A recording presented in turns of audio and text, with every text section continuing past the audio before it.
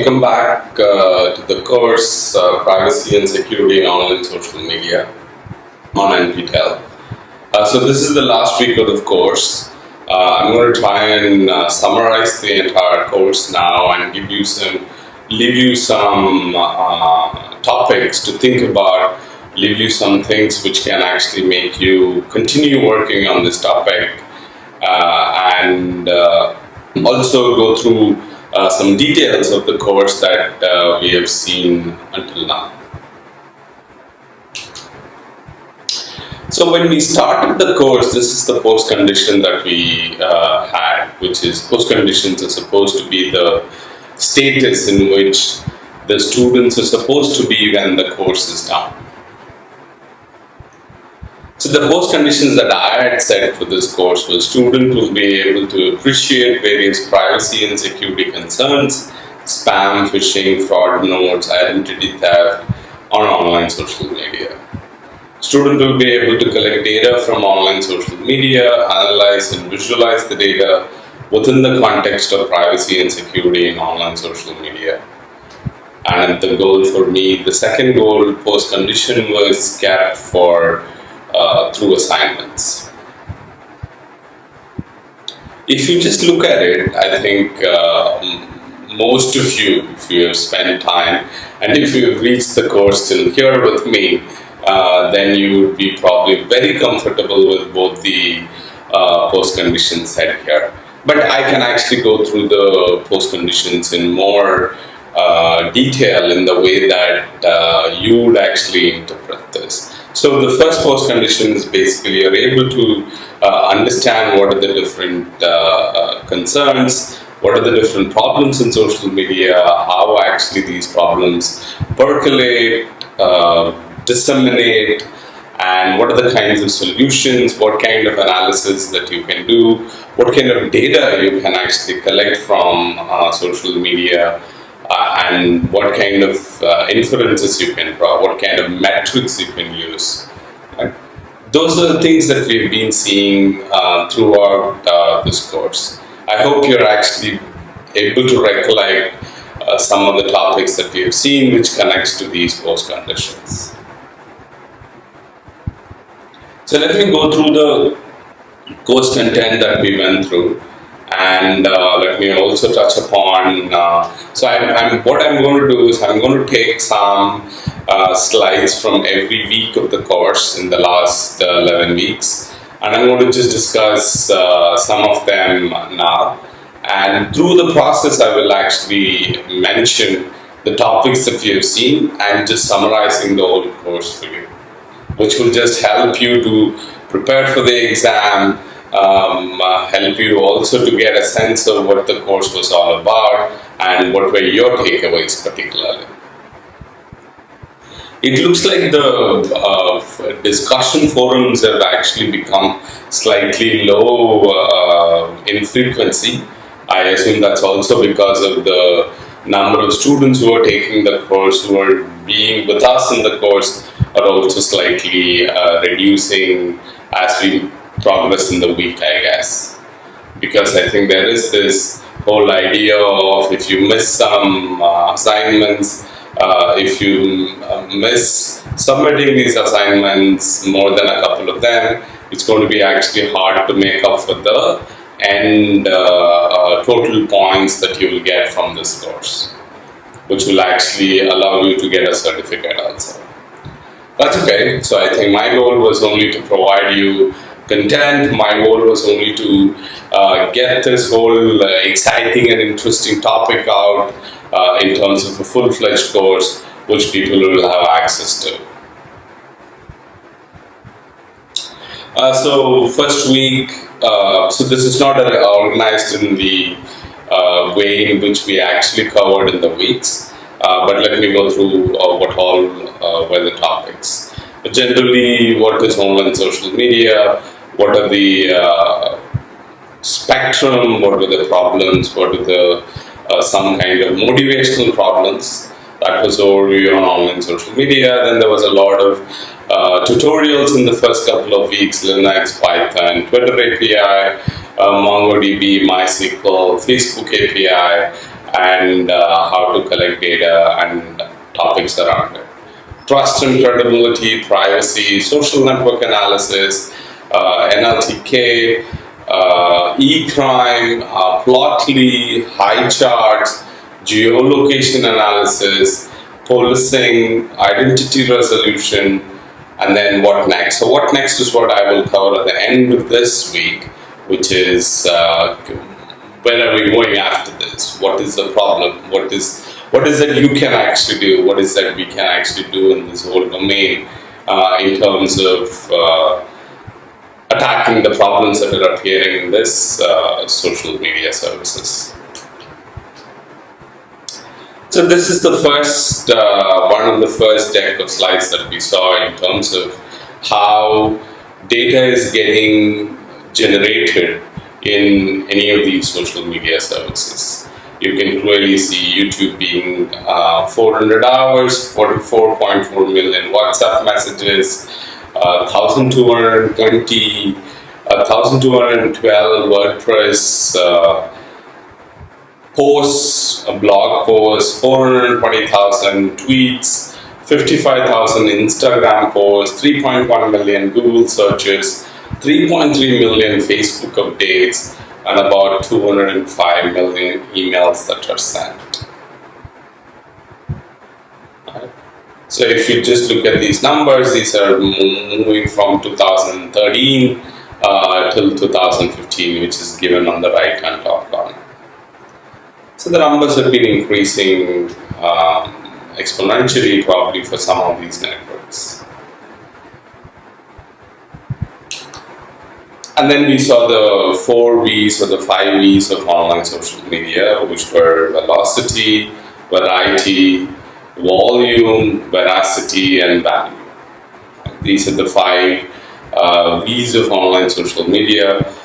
I'm assuming that some of you are taking this or watching this lecture now are also going to be giving the exam soon, in a week or 2 weeks. So I would highly recommend actually looking at these slides in detail in the corresponding weeks also. Because I think the exam that we have set up for this course is kind of capturing all the week's content, all the content that we have generated, both in terms of slides and in terms of tutorials and in terms of homeworks also. So I highly recommend students to go look at the homeworks that you have done, questions that we asked, and also the answers that which we have made also public about the options, answers for the questions that we asked, because that will let you to actually prepare for the exam better. Interestingly, in the last 2 weeks, I actually went and watched the movie Sully, which is based on this incident Hudson River. Because when we actually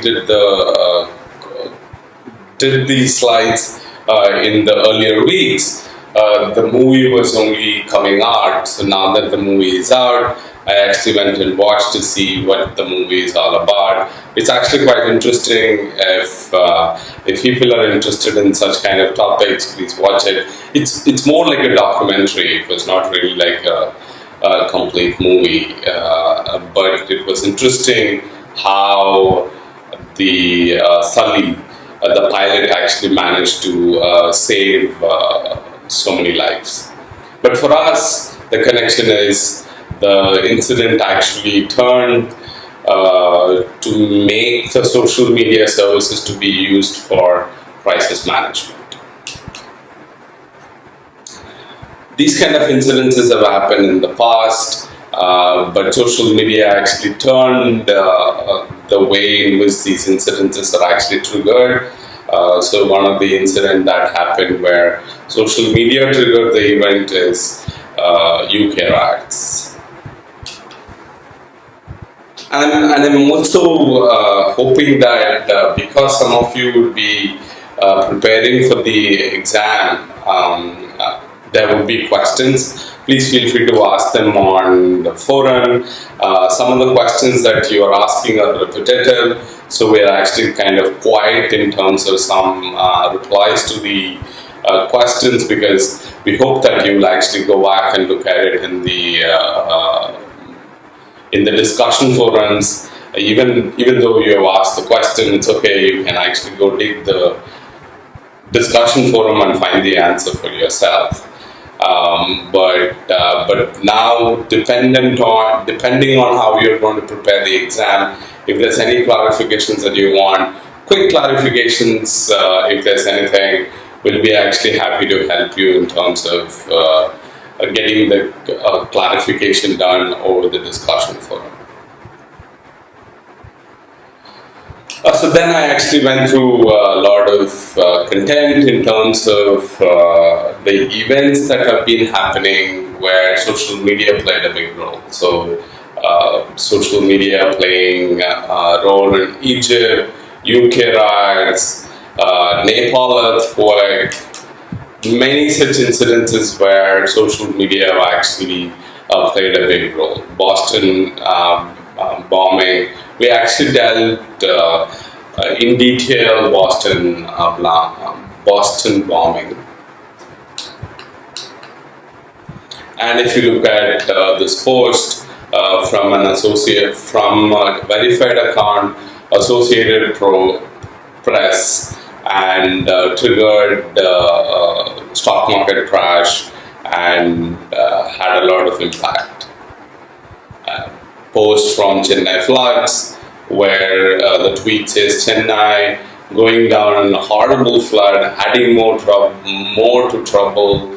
Crocodile has entered residence complex. Right, so these kind of posts, which are not legitimate, have been going around on social media, causing panic among citizens. Also, here is another one. This was in Facebook, where Robbie Williams says goodbye with his home video. There's a link here, and this was not actually a legitimate post. And look at the number of comments and look at the number of shares. 24 million times this has been shared, and there have been 28 million comments on the post, and it was actually a fake post. And then you looked at we spend time on tutorials capturing how to use Linux, because everything that we have done in this course is based on Linux and open source tools like Python, programming languages like Python. You spent a lot of time in understanding Python, how to write programs to collect data and analyze the data also. So that was week 1. So then we spent, I hope that's giving you a summary of what are the important things to take away from week 1. So the slides that I'm capturing here is just only going through the content, picking out some of the important things that are necessary to be culled out from these weeks, and I'm producing it here. Was having a good summary of the course and giving a logical conclusion for the course and tying it to the goals of the course is also important for a course to be taught, particularly on this forum also, I think, or on this pattern in terms of YouTube videos and online MOOC model. Frameworks, platforms to know. I think these are the things that by now, some of you are doing well in the course, must be knowing very well. You should be able to do all this very easily now by yourself. APIs, Python, Ruby on Rails, MySQL, MongoDB, PHP MyAdmin on RoboBongo. So these are some things that it must be on your fingertips now if you've been very involved in the course in terms of the content, assignments, and the questions that we have asked you. So quickly, APIs are some things like a tunnel which is created for collecting data. It has some rate limits. Rate limits and all were actually discussed in the tutorials also. But I think please remember, while collecting data, there is going to be this rate limits in terms of how much you can actually collect data from these social networks. So you can plan your data collection accordingly, or you should be aware of the rate limits and plan your programs, plan your data collection accordingly.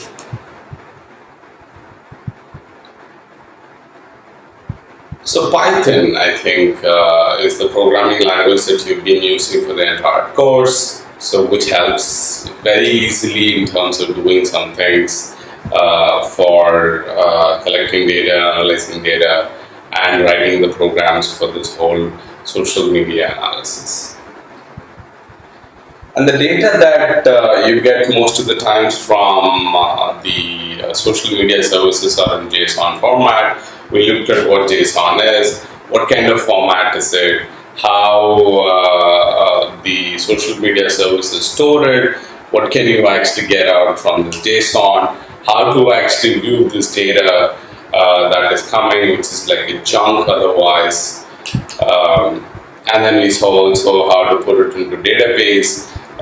MySQL, MongoDB are the different ways that you could actually store this data. And to visualize this data, you could actually use phpMyAdmin if you have, or you could use RoboMongo also for it. Right. So that's where in week 2 we covered about what the building blocks of collecting data, analyzing data, storing the data, visualizing the data for online social media services are. And interestingly, all the content that social media services store, particularly Facebook, is actually like a graph. So they have the user as a node, and any content that is generated becomes nodes, and the links for them is the action that you're making between the nodes. For example, there is two nodes. The relationship could be friend, user, and a video. There upload, or it could be a like, it could be a comment, it could be a share also. And that's why Facebook actually calls it as Graph API. Okay. So in week 2, you actually saw Facebook API as the tutorial, where you went through different stages of how to create API tokens, how to collect data, how to look at the page post, how to look at the user's post publicly that is available, how to search for a keyword, all that you saw in tutorials in week 2. So then in week 2, we started looking at credibility and trust. Here is one graph that I actually used to motivate the whole problem of credibility, where x-axis is the hours, y-axis is the tweets. Essentially, the graph shows that the misinformation is actually getting propagated faster. It's the green line. It's actually starting quickly, and it also has a large propagation. The velocity in which the data is getting propagated in the social media services is high, whereas the red line, which is legitimate information, it starts later and it's also lower than the rumor information. So that basically becomes the motivation for studying this whole concept of credibility on online social media.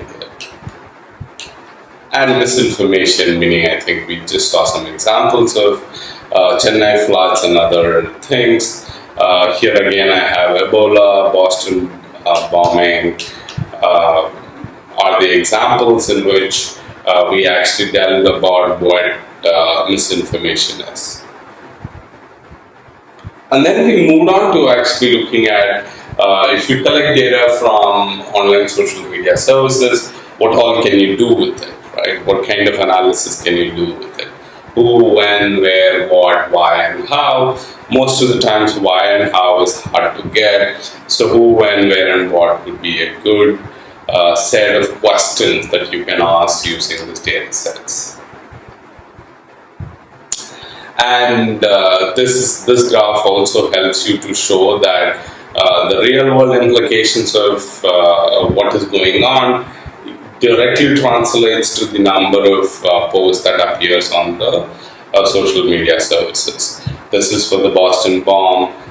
Pictures of suspects released. Manhunt is over 1 hour after the blast. All of this actually gives you a spike, and that spike is happening because there's something happening in the real world.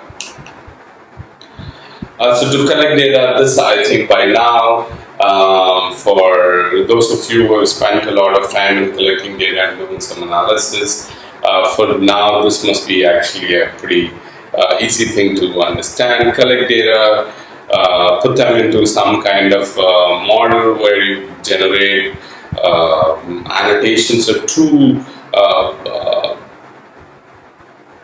positive data sets, using which you can actually make some inferences and extract some features from these posts, use those features to make some model, use the model to actually say whether, given a new post, where does it fit, and give them a score also. So this is the kind of things that we've been doing across all analysis or the systems that we've seen in this course. Then, particularly in this case, in terms of tweets, 45 features were actually helpful, and these features can be put into metadata like a tweet, content, linguistic, author, network, and links, which are on the left. On the right hand side, it's a bunch of features that you can actually use. And in this case, top 10 features that were actually extracted, which is very helpful in making the decision whether the post is legitimate or not, is number of characters in tweet, unique characters in tweet, number of words in tweet, and it goes on like that.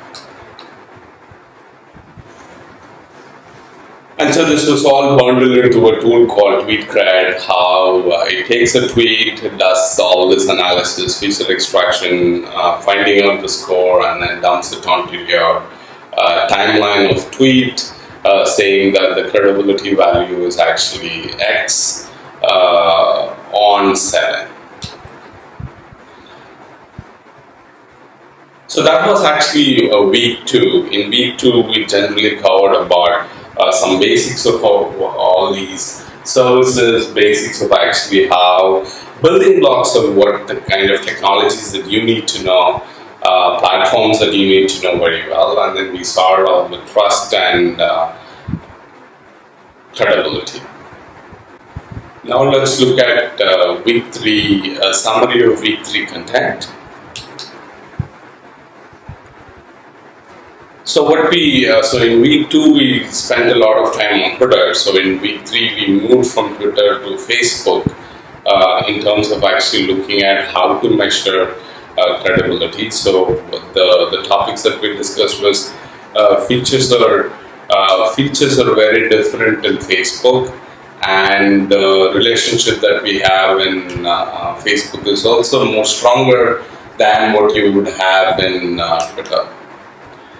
And the way that data collection and the methodology that was used in terms of generating this tool called Facebook Inspector data was collected through Graph API, the ground truth was extracted, features were extracted, and a learning model was generated, and then an API was created for collecting data, checking the data through Facebook Inspector also. And this is one way by which we actually found out whether the domain is actually legitimate. It's called Web of Trust. And the pointer to the plugin. Then we also talked about app details, which is API keys, secret and token are necessary for collecting data through Facebook. So then we moved on to Twitter API and the tutorials. And from then on, we started looking at a topic, privacy, for about a week or a week and a half.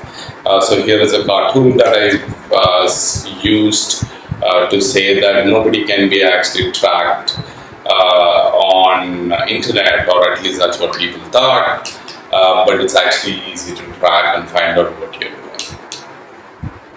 To motivate the whole idea of this privacy, I actually posted this question: if you receive a friendship request on your most frequently used online social network, which of the following people will you add as friends? So there is actually quite a large proportion of people who actually add people who actually had friend requests just with opposite gender, people with nice profile picture and anyone also. So one point to note about just preparing for the exam and finishing the course would be, please be aware that the homework deadlines, I think there have been some requests about extending the homework deadline, which is okay. We've been extending it for quite some time, but for the last homework that we will submit, we have to actually cut off in a deadline so that you can actually have some time for preparing for your exam, and also the whole idea for wrapping up the course by the time you finish your exam, giving you points, and the certification process and all that will also become much simpler. So please do not ask for extension in the last homework that we are giving. Hopefully, the plan is to keep this homework light, so you should be actually able to do it quite easily compared to the last few homeworks, where it was actually heavy in terms of doing it. But I could see the anxiety of students for doing the homeworks in terms of actually the programs, data collection, analysis, and all that. But I'm sure at the end of the day, if you sit back and think about it, you took a lot of things, you learned a lot of new things through this course, which otherwise is actually some things that you did not know before. And the data for this particular data, in terms of 83 questions and 10,427 responses, is at least made public. You can actually look at the data also. Then we continued looking at week 4, the topic of privacy. So the basic question that we were trying to argue or study is, can one combine publicly available online social network data with off-the-shelf face recognition technology, at least when the study was done, and in individuals be re-identified, and potentially sensitive information being drawn from these online social media services.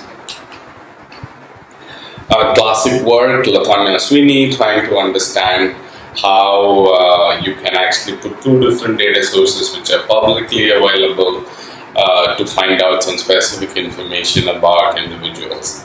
At least this was done. Specific information to re-identify users also from this data.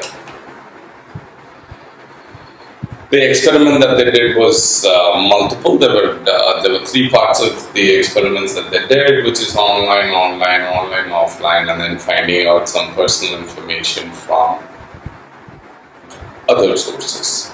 Online, they collected some data, collected some data from Facebook, connected it to a popular dating website, and tried finding out whether they can identify the users through this process.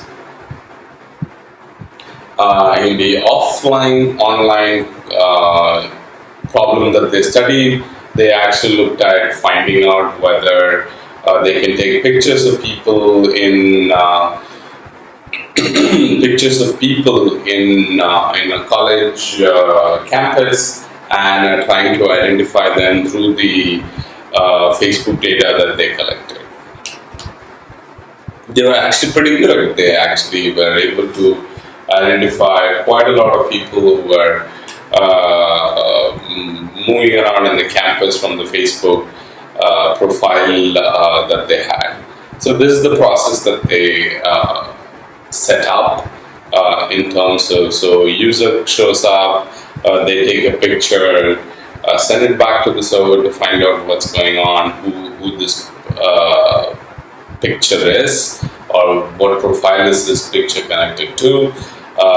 By the time they were actually filling the survey, they were doing the back-end calculations, back-end processing, and bringing the data and showing it to them.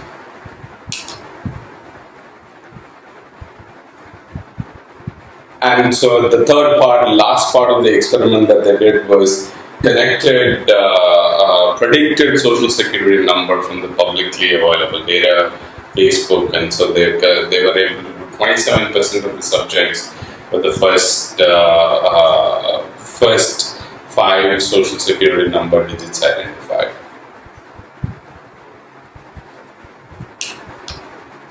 So that was week 4. Week 4 was totally about privacy.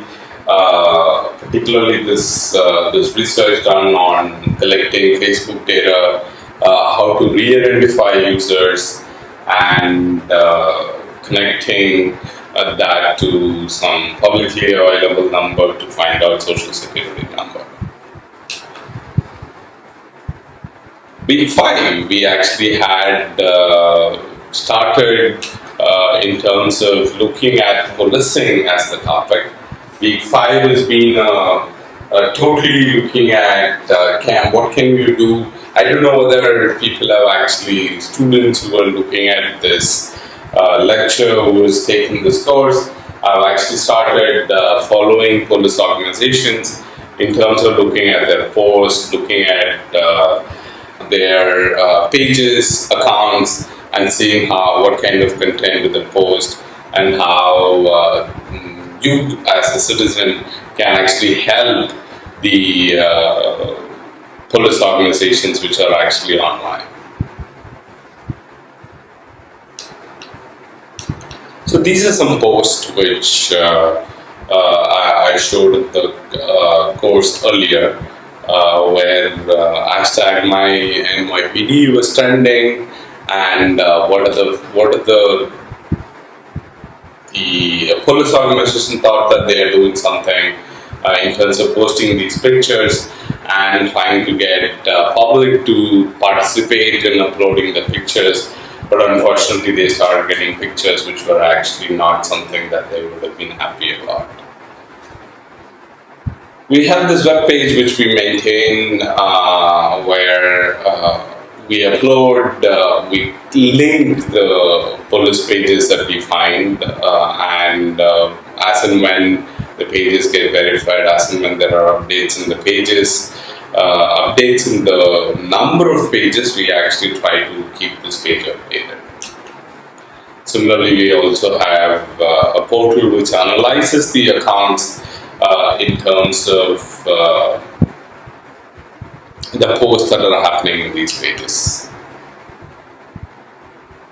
So then we started asking some very basic questions using these content from the police organizations pages.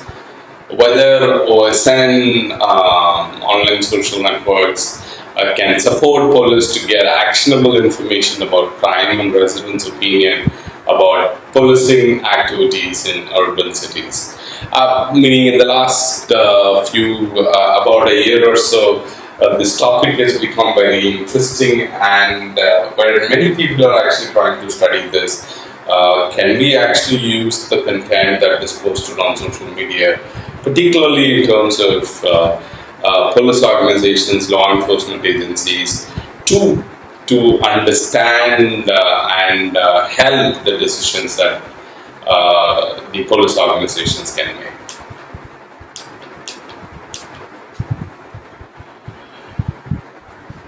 So to make some inferences, data collection was done, particularly this work where data was collected from the post on Bangalore's city police Facebook page, posts, filtered comments, and 1,600 comments on 255 posts, where the data finally was used for analysis.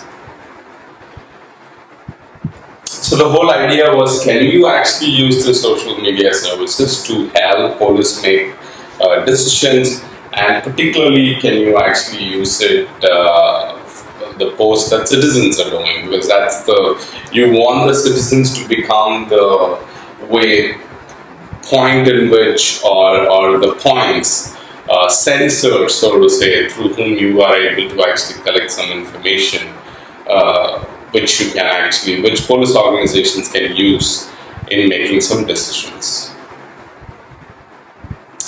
We went through a lot of very specific details in terms of what inferences was drawn, communication style, which is very formal in terms of police organizations, whereas in terms of citizens, sometimes it's been formal, sometimes it's been informal.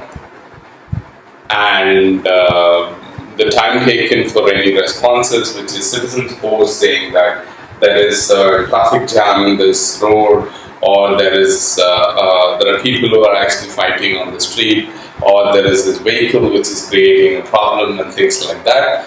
These post responses average has been about 30 hours, and maximum time 211 hours, minimum time about 4 minutes. So it just tells you a sense of what kind of responses are being people getting. I'm sure if we do this analysis for many different accounts, many different pages in the country, it will be very different. I'm pretty sure if we do it in national level or international level, again, these numbers could be very different. That would be an interesting problem that somebody who's listening to this lecture can actually look at. So engagement type is also another interesting thing, which is that what kind of posts do citizens do, and what kind of responses do they get from police organizations? What kind of response, what kind of interactions do people have on the social, on these pages? So about the 172 page posts, acknowledged was about 20%, reply was given, follow up, and 83 received no reply. I think it completely depends on what kind of post you're doing. I think that itself is an interesting problem to look at, which is what posts generate responses from police organizations versus what post does not.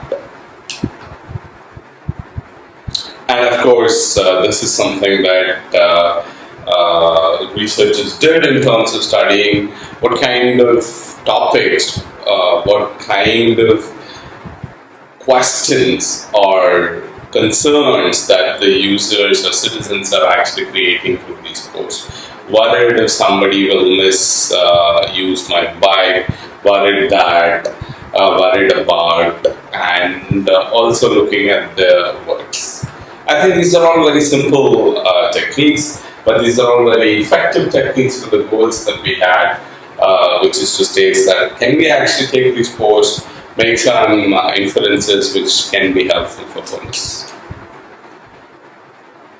Understanding once what are they actually interested in getting done through police organizations. Want to see the punishment to such people, want to see this monster, want to delete that. Right? So that's the kind of interactions that happen on a Bangalore City Police page. And again, if you extend this question, you can actually start asking. So the study until here was only about citizens are doing the post, and police organizations are just responding to it.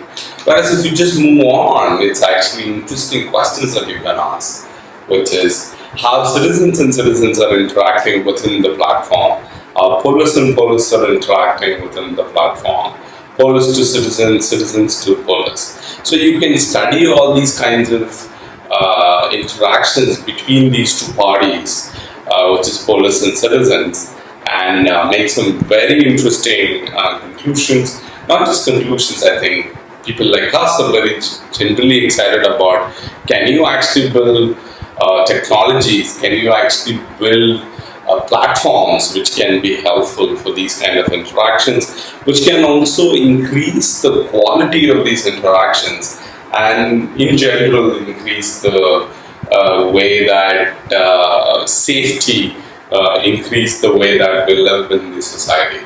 That's the kind of very broad goals that you can actually think about while looking at this problem statement. So research questions, topical characteristics, what are the topics, how are they engaging, what kind of emotions are involved, what is the orientation of citizens and police, cognitive, social, what are the linguistic attributes that characterize cognitive and social response process, the whole process of which is getting response and which is not. Of course, I just now mentioned about technological implications from the conclusions that you can draw, helping communities to make consensus, help gauge changing emotions, sense and record the reactions of citizens and share these records with decision makers. So you can actually make these kind of interesting decisions using the data that one generates from these social media services, particularly for the police organizations. That was week 5 in terms of looking at policing from both the direction, from both the sides of what citizens are doing and what police organizations are doing. That kind of gave a sense of what implications you can draw and what kind of technologies can we build using this. Then we move on to week 6. Week 6 was fully about phishing. Week 6 we covered different kinds of studies which looked at phishing. So generally looking at what phishing is, where you are actually tricked into giving your personal information, and we actually went ahead and looked at a lot of ways in which this phishing can be actually spread, fake comments on popular posts. We also saw in terms of 9 months 419 scams that are spreading, where people are actually asked to give some little bit of money to get a larger share of the money. There are many such kinds of attacks that are going on. And also we talked about hijacking, hashtag hijacking, which is in this case, time for a royal celebration, hashtag royal baby, and more of hashtag hijacking, why I stayed, you had pizza, and these kind of hashtags in different situations. Meaning, the point here is that hashtag somebody uses it for some particular purpose, and sometimes knowingly or unknowingly these hashtags are hijacked for talking about something else. Compromised accounts, we saw incredibility. Also, work from home scams, which is one of the popular ones that are going on in terms of getting people to pay, getting people to do some things which are innocuous, so to say, but actually get them involved in larger crime also. For example, mules, in terms of the whole cycle of cybercrime, in terms of the whole cycle of phishing. Mules are set of people where they get some checks every day. They have to go or a week. They have to go put these checks into the bank, convert them into money, and then send it to a account through send it to a person through Western Union types. So these kind of jobs people actually do, and they actually don't know what they're up to, what the bigger scheme of things are, and that's the kind of problems happen from work from home scams. And there are many other issues also in terms of work from home scams. I'm only connecting to what is relevant to the phishing. So then we started looking at link farming. What we saw in the topic of link farming was how websites and different services make use of the problem of link farming. A link farm is a form of spamming the index of a search engine, sometimes called as spandexing or spamexing. So in the figure we see website A, B, C, D, E, and F, where if you see all the links, all the edges between these websites are actually connected, which is the idea, is the concepts that we talked about when I did this lecture, was also page rank. Right? The idea is that a website A is connecting to website B, and the more there is connections between websites, the page rank of a particular website actually goes up. That's how Google works, which is that if you search for a website, Google keeps indexing all the pages. If my website is connected to IIITD's website, and IIITD in turn connects to my website, my page rank actually increases. Same idea of the more the people that I keep following, there's a probability that some people will actually follow me back, and therefore my page rank will increase. And that whole idea is called link farming. And so in this figure, if you see A is followers, B is following, B is following, which is A, and A's follower is B in the diagram on top, which is B is following A.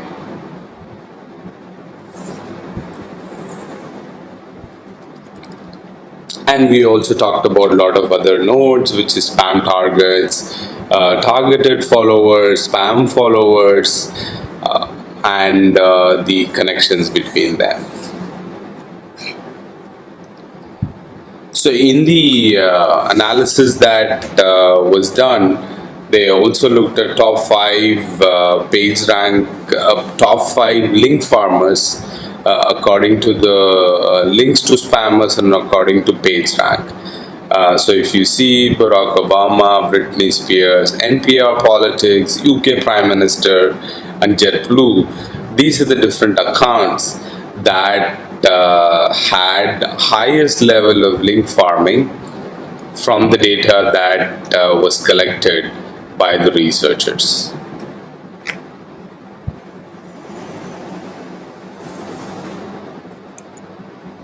So, and then we started looking at a lot of analysis with the data that the researchers collected. So some of the concepts that we did were in degree, out degree, closeness centrality, betweenness centrality. These are concepts that we had seen earlier in the class. And this particular analysis was done just to understand the in-degree distribution of how the link farming actually works. There are 3 sets of sample: top 100,000 link farmers, spammers, and random sample. So in the x-axis, if you see, it's the in-degree followers, that is people who are following this particular account, and the CDF is the cumulative frequency, which looks at So in this graph, the conclusions were drawn. Top link farmers have very high in degree compared to spammers and random samples. So if you look at the red one, it shows that they have very high in degree compared to the spammers and random sample, which is the blue and the green one.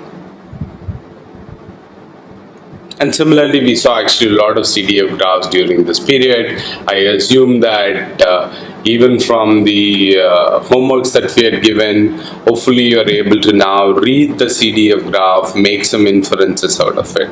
So you know how to read a CDF graph, you know how to read these graphs in terms of social media data, where the x-axis is some metric, the y-axis is CDF. You can actually make some conclusions from these graphs. We have actually seen a lot of CDF graphs in this particular section of the course. So similarly, node degree distribution out, node degree distribution in/out, which also says that the ratio, most of the top link farmers have a ratio of near to 1. So if you see everybody, the red line is very, very close to 10 to the power of 0, which is actually 1. Some conclusions from this particular section, characteristics of link farmers. So the researchers actually showed what are the different characteristics of the link farmers. Surprisingly, legitimate, popular, and highly active users such as bloggers and experts most likely engage in link farming, which I think top 5 link farmers you saw, Britney Spears, Obama, these kind of accounts are also involved in it. The main goal for actually doing link farming is to increase the social capital and social influence. And another concept that we saw, which is relevant to social capital and influence, is clout, K-L-O-U-T.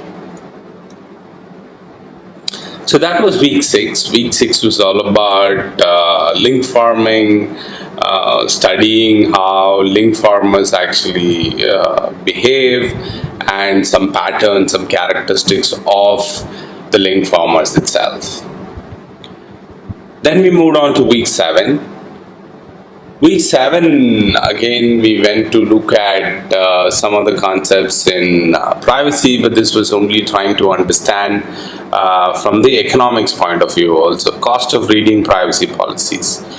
What would happen if everyone read the privacy policy for each site they visited once each month?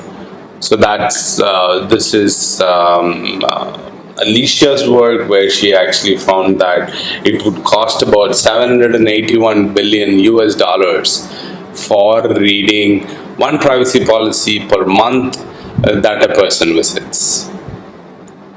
And so researchers started asking this question of, can you actually make the privacy policies more easier for users to read, easier for users to understand, and can we actually avoid regrettable online disclosures, which is to make sure that the users don't make mistakes by posting things online. And even in this connection, we have actually seen some content, which is, for example, the Bal Thackeray post that a girl did in terms of where the girl got arrested and another friend of hers who also liked the post got arrested. If you can build technologies to avoid it, it's always good. Meaning, I'm sure this is connecting to many things that you are doing yourself online, which is if you can have some technologies which can help us to nudge and tell us what's the impact of this post, it will be very, very useful. So to understand the concept of nudges and how it will work, researchers actually created multiple nudges. The first one that we saw was picture nudge, where it actually shows the people who get access to the post if you do the post. Then the timer nudge, which gives you about 10 seconds to think whether you really want to do this post. Then about the sentiment nudge, which gives you a feedback about whether the post is positive or negative. Researchers did some experiments in understanding which of these nudges work, why it works and why it doesn't work. They kind of use the metric as number of changes in privacy settings, number of cancelled or edited posts, post frequency, and topic sensitivity. So these are the metrics that they use to show that some nudges work well compared to other nudges. And then we moved on to semantic attacks. We looked at what a semantic attack is, where the difference between the system model and the mental model is semantic barrier is big. The bigger the barrier is, it's actually hard to get the users to understand that they're going through this attack. They are actually part of the semantic attack. So the goal for this particular study was to see how phishing attack can be performed by collecting personal information from social networks.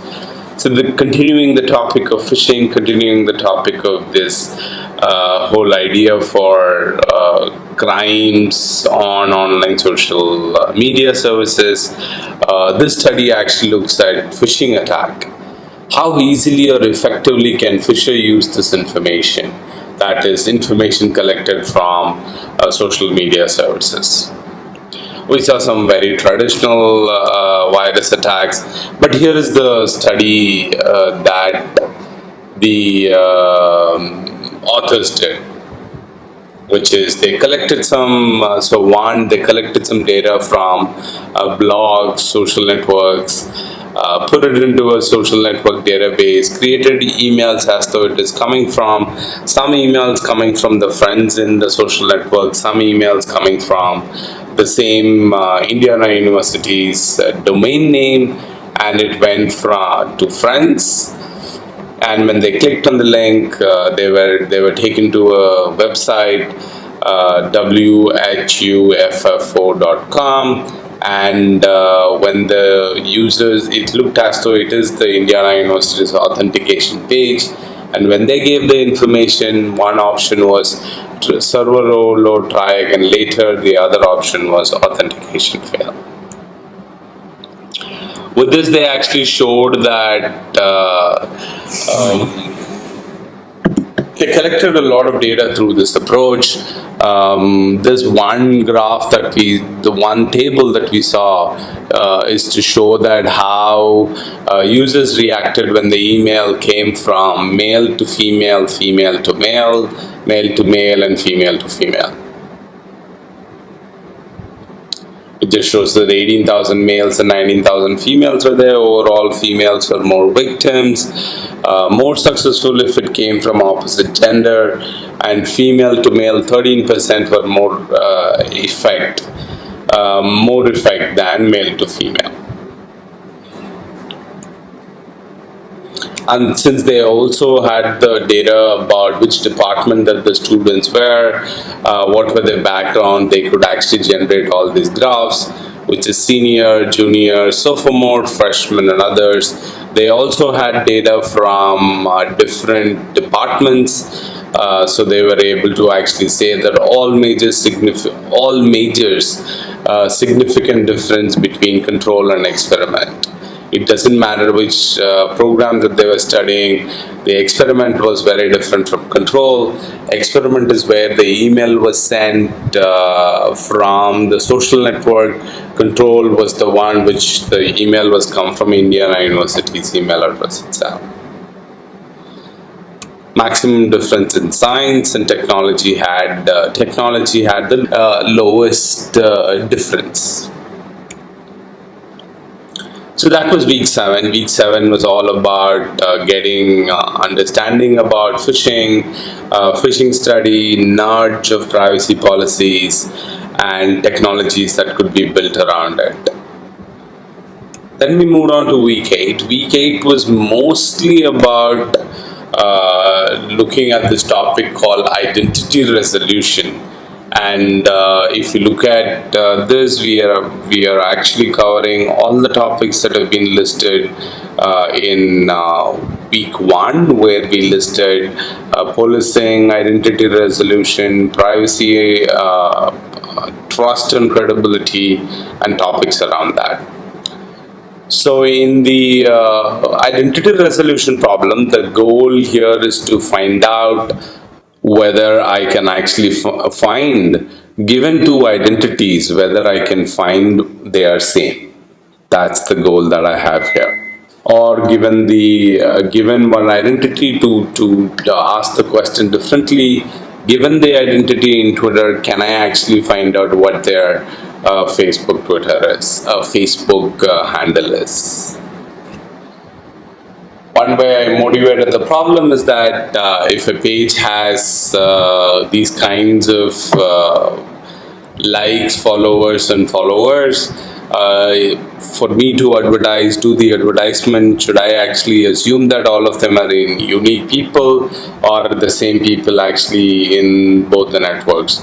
Therefore, I can actually send lesser set of advertisements, pay for it less, and make use of the way by which I can resolve these are same users. So if you see in this slide, the reality for the handles are registration. When the users register, they have it as Nitin SDR, both on Facebook and Twitter. Whereas after time progresses, the user in Twitter keeps changing, because Twitter actually allows you to change the user handle as you, at any given point in time. So at T2 we had Explorer underscore Nathan. T3 he has Logical Indian. So if you really look at it, there's many things that you can actually infer from this one particular slide, where the user handle is actually becoming more and more anonymous in the Twitter. Nathan SDR, Explorer Nathan, but then it becomes Logical Indian. And when you compare the Facebook and Twitter, at least in the first two ones, you can at least pick the Nathan from both of them, whereas in the third one, you just can't do anything. So the goal here was to, given two user profiles and the respective username sets, each composed of past and current usernames, find if profiles refer to the single handle. So this can actually attack multiple problems that we have actually discussed until now, from the motivation, which is both in terms of advertisement and in terms of law enforcement also. So the methodology that the researchers used is actually take different features from the given particular handles, compare them and create a candidate set, and use that candidate set to make some judgment. So self-identified behavior of the users. Again, in terms of Twitter user handle, this user handle is saying that this is their Tumblr user handle, so it's self-declaring. Users are self-declaring that this is user is self-declaring that this is the handle in Tumblr, and therefore it becomes much easier for the programs to actually identify that these two are actually the same user. You can create the true positive by doing this, true positive data set by doing this. Past username collections, meaning, you remember I just said while I was covering the week 1 and week 2, I said there's rate limits. Because of those rate limits, it's actually not completely possible, completely easy to collect all user handles of all times and all posts of all users. So one technique that the authors followed was to collect some data for snapshots for every 14 days, and some snapshots were done for every 15 minutes, a smaller data set. And there were about 26 features that the authors used here: username creation behavior, so evolution of length. It went from Punguru to Punurangam Kumaraguru, it went from Punurangam Kumaraguru to Punguru. All of these changes was tracked. Evolution of choice of characters, evolution of arrangement of characters, common username set, temporal ordering, temporal sync, common username, best similarity score. All of these features were actually used. And in conclusion, profile linking may be necessary for many organizations and needs.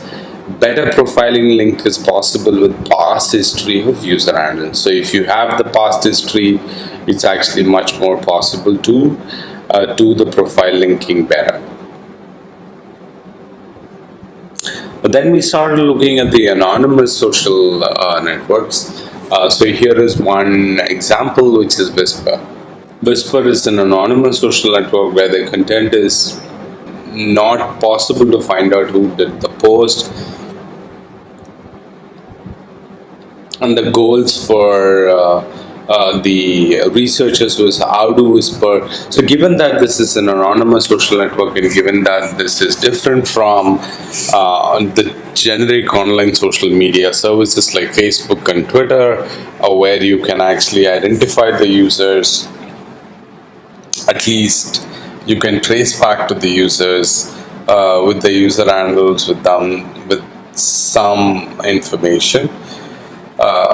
Researchers were interested in studying whether do users form communities similar to those in the traditional sources, traditional social networks.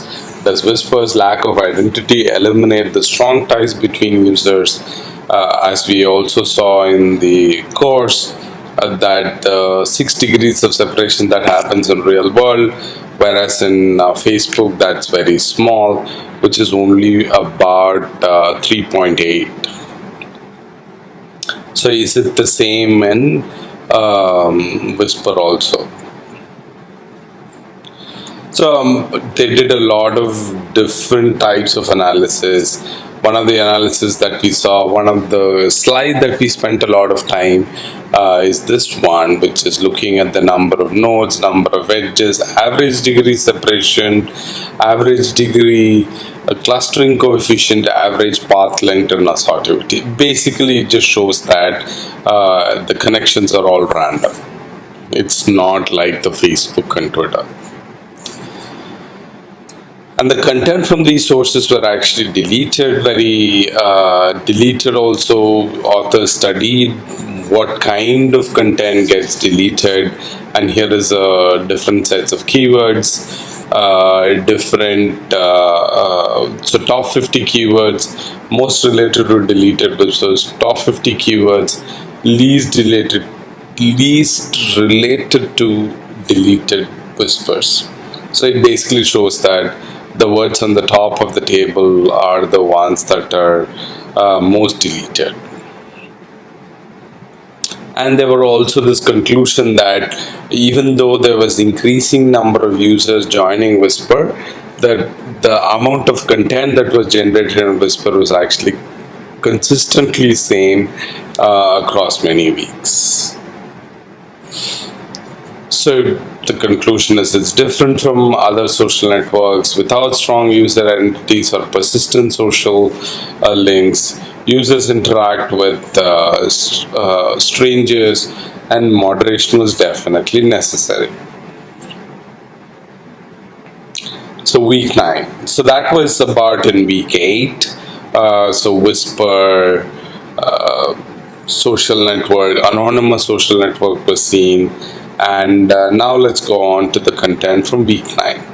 Week 9, we actually started week 9, 10, all of these weeks we started actually playing around with looking at papers, going through the paper, and how the authors actually frame the paper, do the analysis, get the conclusions, and how they motivate the problem, how I describe the data set, and all that. First, we saw this paper then we saw this paper of beware of what you share. So essentially, we were looking at the privacy problem and seeing, using Foursquare data, how much can you actually infer where users live, their home location, and such pieces of information. Week 10 and week 11, we did the same kind of paper reading, paper going through, and we understood how papers are written, different analysis is done, and how different techniques are used by the researchers. So with that, we covered all the topics that we've seen over the last 11 weeks. This is the topics that we have covered in the course. So basically going over a lot of APIs, Python, Linux, trust, portability, e-crime, some kind of analysis on identity resolution, privacy, all of these topics we have seen. So let me just wrap the course by just talking a little bit about where do we go from here. So some problems that we have seen in the course, but I just touched the surface. But if you're really interested in taking this area forward or doing something in this area, here are some of the topics that I would recommend. I would highly recommend for you to actually go look it up and take it forward. So of course, a lot of topics that we saw in the course, which touched on machine learning, I kind of just wave my hands and say this is how it works. It'll be best for you to actually look at machine learning more closely. Natural language processing is another area that you should actually look at. Majority of the analysis that we did not really focus on language per se itself. For example, we did not look at posts that are coming in different languages. For example, posts which has two different languages in the same post, or post which had the Hindi written in English, right? These kind of problems we did not look at. So if there's any interest, you should consider taking that direction, taking that area forward. Image analysis, another direction that I think which is going to make this whole area of online social media more interesting is the analysis of images itself. All the analysis that we have seen in the course and majority of the research that is done as of now in this topic also does not touch on images. So I kind of foresee that image analysis is going to become pretty big in the topic of social media analysis too. So if there's any interest for people taking this course, you should look at more deeply into how to get analysis done with images. Images is the input.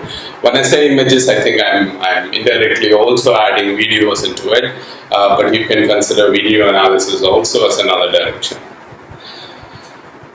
Given the data, given the large amount of data that is flowing through, given the large amount of data that is getting generated, I think deep learning, which is becoming the more sexy or the buzzword in this whole domain, is another direction that you want to look at. Because I think for example, if you look at image analysis, you look at video analysis, it's not going to be that simple to actually analyze, let's say, 1,000 images or 10,000 images for all the features and put them into a model and then actually take it forward.